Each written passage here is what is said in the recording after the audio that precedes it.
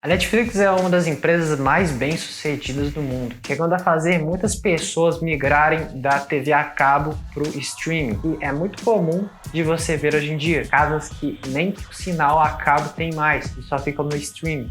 Por conta da liberdade de você poder escolher qualquer tema que você vai fazer, a Netflix com certeza revolucionou esse mercado. You're goddamn right. E hoje a gente vai conhecer como tudo começou.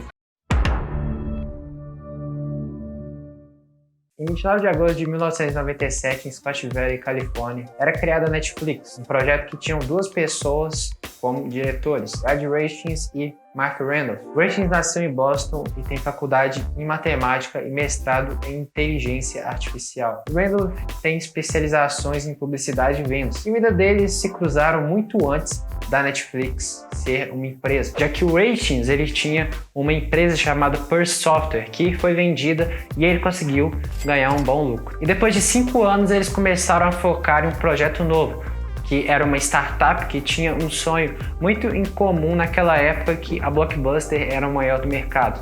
E a startup viria a se chamar Netflix. A nova startup tinha a ideia de você criar um sistema de correspondência onde você pedia pela internet as coisas que você queria, que no caso seriam os filmes que eles vendiam na época. E cara, não foi do nada isso. Para você ter uma ideia, foi um estudo bem extenso de mercado para eles terem essa ideia, já que a Blockbuster, que era a maior do mercado, ela cobrava taxas bem abusivas por aluguel de filmes. Então, supondo que você alugasse um filme hoje e você não devolvesse no prazo, você poderia pagar até 2 vezes aquele filme. Então, era uma coisa que irritava muito o consumidor e eles pensaram, cara, a gente pode fazer um sistema em que a pessoa não precisa ir diretamente na Blockbuster para comprar o filme. A gente entrega para ela e pronto. Então aí eles começaram a testar a ideia. O primeiro teste que eles queriam fazer era com fita VHS, que na época era muito comum nos Estados Unidos. Mas como era por correspondência, eles não tinham ideia de como eles iriam fazer isso, porque a fita VHS era muito frágil e muito cara. Então eles pensaram bem e viram que não valeria a pena. Então, estudando um pouco mais sobre o mercado, eles viram que tinha uma coisa chegando nova nos Estados Unidos que se chamava DVD, que é o DVD de hoje em dia, um compartimento em que você coloca os dados todo em um CD e ele coloca para leitura. Só que aí que tá, né, cara? São 2 macacos velhos, então eles ficaram meio apreensivos e tal. E aí o Rachins, ele teve a ideia genial de fazer a própria encomenda, a primeira encomenda para ele mesmo, no mesmo dia. Então ele pegou um CD virgem, colocou para entregar no endereço dele e no outro dia ele abriu a correspondência e viu que o CD estava intacto. Então, depois de um longo estudo de mercado e ver qual era a mercadoria que eles poderiam disponibilizar e qual a forma que eles disponibilizariam, eles viram que eles poderiam sim começar as vendas.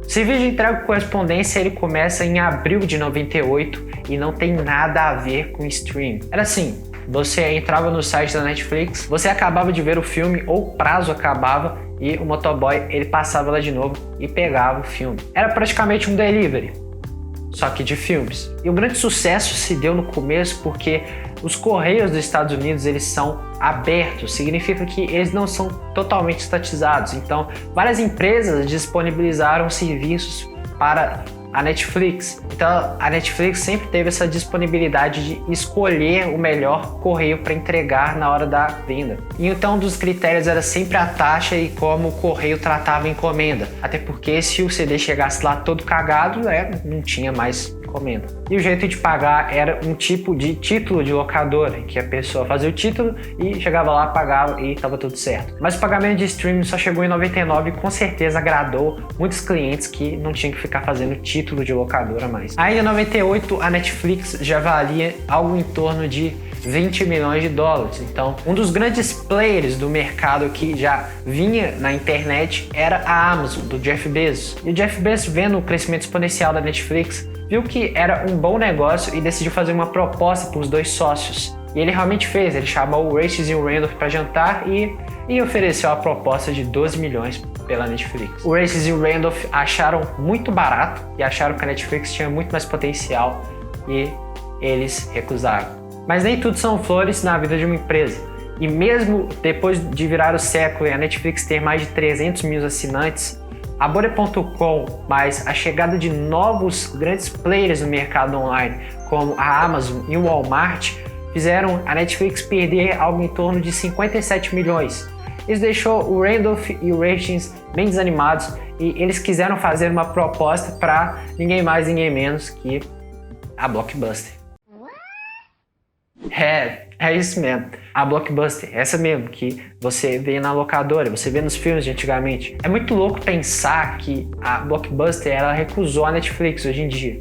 Mas pensando bem, a Netflix ela se ofereceu por 50 milhões e a Blockbuster achou muito caro, porque segundo os consultores deles, a Netflix era uma empresa nichada, então era uma empresa local ou no máximo de um estado. Então ela não tinha um potencial de expansão, de crescimento, o que a Blockbuster ela via como sendo uma merda. Então era muito caro para o segmento. Só que é aí que tá. As pessoas ficam falando que a Netflix acabou com a Blockbuster, mas se você for parar para ver e analisar os pontos, a própria Blockbuster acabou com ela mesma. Porque se você chega na época, você vê que a internet ela já vinha crescendo exponencialmente durante os anos. E era impossível os executivos da Blockbuster não saberem o que era internet. Tanto que há uma carta aos acionistas da Blockbuster, da empresa, eles falam que não era preciso se preocupar com as novas tecnologias e que isso não ia influenciar no mercado.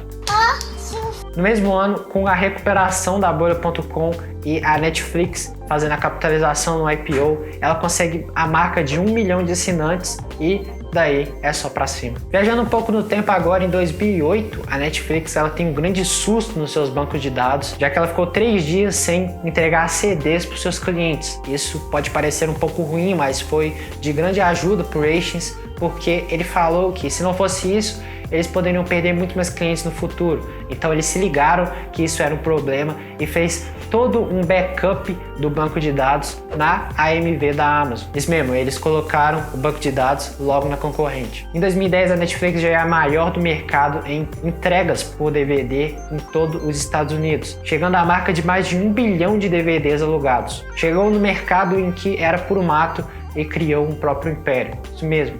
A Netflix chegou no stream. E cara, é engraçado falar isso porque na cabeça do Ratings, ele já sabia que isso ia ser um sucesso. Então ele lançou nos Estados Unidos com a menor preocupação possível.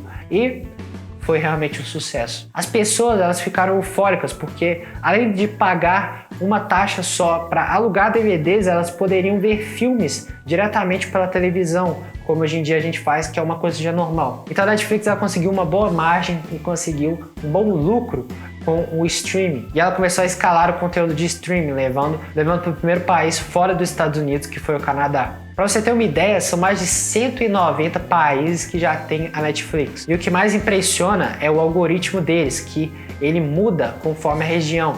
Então, por exemplo, as pessoas que estão aqui no Brasil, elas não necessariamente vão receber as mesmas recomendações para a pessoa que está lá nos Estados Unidos. Mas tem países que barram a Netflix, não deixa de nenhum jeito as pessoas verem que são as mais centralizadas, como a China e a Coreia do Norte. Um ano depois, a Netflix decide fazer uma das jogadas mais arriscadas de todas e ela separa o serviço de streaming do serviço de DVD e deixa a Netflix só como serviço de streaming. O novo serviço de jogos e de DVDs se chamou Qwikster e foi um fracasso. As pessoas elas ficaram muito boladas com a Netflix porque do nada elas estavam pagando 2 contas separadas de 2 produtos diferentes.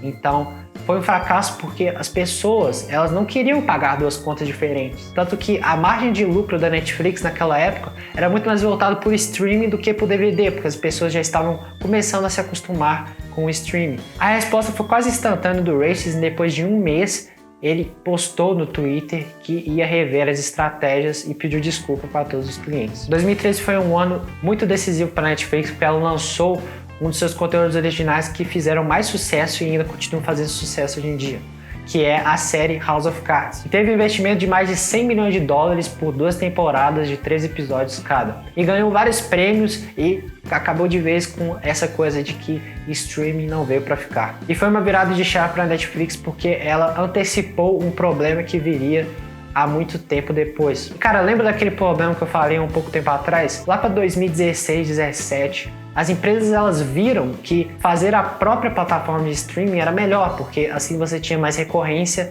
e mais lucro. Então elas começaram a tirar os seus conteúdos da Netflix e isso deixou muitas pessoas um pouco irritadas com a Netflix. Porque, como você sabe, quando você gosta muito de uma série, a Netflix tira, isso te deixa irritado, é óbvio. Então ela lançou um comunicado que ia começar a investir muito mais em produto original e comprar os direitos das outras séries. E no final de 2016, ela ainda ouviu a comunidade e deixou as pessoas baixarem e verem quando quiser os filmes. E de 2016 a 2019, basicamente, a Netflix ela veio crescendo, mas não tendo margem de lucro, porque é uma estratégia que até a Amazon usa. Ela fica queimando capital para crescer, então vai chegar uma hora que a empresa vai começar a dar lucro. Mas por enquanto ela não dava lucro. 2019 foi um dos anos mais importantes para a Netflix porque ela conseguiu 3 indicações ao Oscar, com 2 Papas, História de um Casamento e O Irlandês, que acabou de vez com o paradigma de que a Netflix, a cada 3 originais que ela lança, 2 são ruins. Que é mentira, né? E no ano de 2020, como é muito óbvio e como muitas pessoas acabaram achando, com a pandemia a Netflix ela explodiu. Como todas as pessoas começaram a ficar em casa, as pessoas que já não tinham streaming ficaram interessadas em ver alguns filmes porque não tinham nada para fazer, então elas assinaram a Netflix e com essa leva de novos clientes, ela conseguiu captar nada mais nada menos de que 15 milhões de novos assinantes. Isso é impressionante. 2 palavras. Parabéns! E ainda investindo em conteúdo original, no final de 2020, que foi ano passado, e no começo desse ano, ela conseguiu fazer o que muitas séries das outras streams não conseguem, que é lançar 3 originais seguidos que se superam, que explodem na bilheteria. Que foi Gambito da Rainha, Lupin e a mais nova série Bridgerton, que chegou na casa de mais de 80 milhões de assinantes. Um pouco dos big numbers da Netflix para você que é interessado. A Netflix hoje ela tem mais de 110 milhões de assinantes e o valor de mercado dela ultrapassa os 110 bi. Então dá para você ver que ela é uma gigante junto com a Amazon e junto com o Google. E ela influencia muito nas pesquisas, é só você ver quando lançou o Gambito da Rainha. Se você abrisse o chess.com, você veria que existe uma matéria que fala que o chess.com ele cresceu mais de 500% depois que o Gambito da Rainha foi lançado. Então a Netflix ela tem muita influência no que as pessoas pesquisam. E é uma das lições do futuro, porque a TV a cabo ela tá ficando de lado a cada dia. As pessoas elas querem o streaming porque elas têm mais facilidade de escolher o que elas querem, porque a TV a cabo não te dá tanta liberdade assim para escolher o que você quer, além de ser muito mais barato. E agora 3 lições que eu aprendi com a Netflix que foram essenciais para o crescimento da empresa. A primeira, se adapte ao mercado. O mercado está sempre mudando e a Netflix e a Amazon foram umas que se adaptaram ao mercado porque elas viram a oportunidade de uma coisa que se chamava internet, que nos anos de 90 que cresceu a mais de 2.300% ao ano. Então vendo isso, Ratings e Randolph criaram a correspondência, o sistema de correspondência que entregava um filme na sua própria casa. Eles olharam o problema e entrelaçaram isso com uma coisa nova de mercado e mesmo sendo uma empresa muito jovem aos olhos dos investidores, conquistaram o mundo. O segundo é assuma riscos. Como eu falei, se adaptar ao mercado e assumir riscos é muito importante porque se você volta na época, a própria Blockbuster falou que a internet era uma coisa incerta. Para você ter uma ideia, em uma carta aos acionistas, os próprios acionistas da Blockbuster ela falou para os acionistas não se preocuparem com essas tecnologias novas que estavam surgindo, que nunca queriam substituir o poder da Blockbuster. E foi pro saco. E a terceira lição é a escala. Sem sombra de dúvidas, a Netflix ela cresceu muito por conta da escala, da queima de capital que essas grandes empresas fazem. Então, a partir do momento que ela conseguiu fazer o business plan da streaming Netflix, ela conseguiu escalar para outros vários países. E como eu falei um pouquinho tempo atrás, ela consegue chegar com uma série original a 80 milhões de casas.